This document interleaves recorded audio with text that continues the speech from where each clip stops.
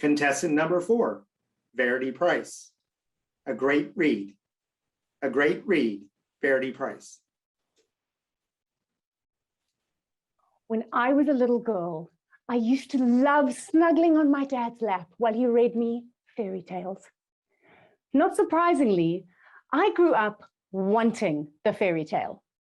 To be happily married with beautiful kids, a gorgeous home, and a great career by 30. I never dreamed I would turn 40, unmarried, no children, and living in my sister and brother-in-law's spare room. For my ego, this was a scary tale. So I hid in the spare room, eating ice cream and binge watching Netflix. Contest chair, have you ever noticed that at your worst, you always run into someone at their best? I had dragged myself to the shops just to get more ice cream, thinking no one I know is going to be there. But there she was, that friend. You know the one. Their life is perfect, and they tell you. Here I am, hand on fridge, stuck, having to hear how happily ever after she has ended up. Are you married with kids and your own business? And you bought a house. Me? Great. I wanted to die. I was a mess. My life was a mess.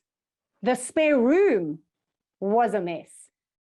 But this was the mess where I found the last letter my dad ever wrote me. Seeing his familiar handwriting just flooded me with grief. Verity, your life is a book. And if you're not enjoying the read, write a different story. And then watch for a miracle, because I'm watching too. I shout at miracles, Dad, and how? How do I write a different story about this? To prove my point, I went to Facebook. And you guessed it, there were no stories of miserable 40-year-olds living in spare rooms. But the letter just lay there. It was like it was looking at me, almost whispering, write a different story. If anyone could write a different story, it was my dad. He wasn't a glass half full guy. He was a, aren't I lucky I've got a glass guy. When Dad was 60, he lost his job.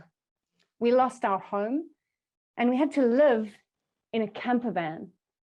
But the story Dad told was, we get to live like we're on holiday.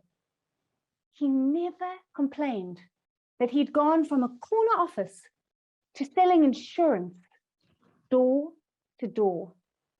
Instead, the story he told was, I'm working on my sales skills.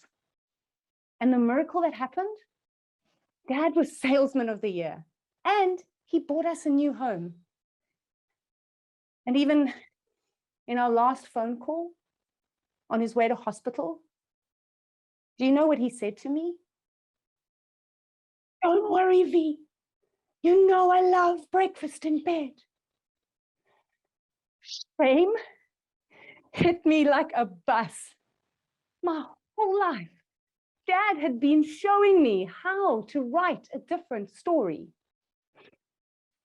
So I picked up my pen.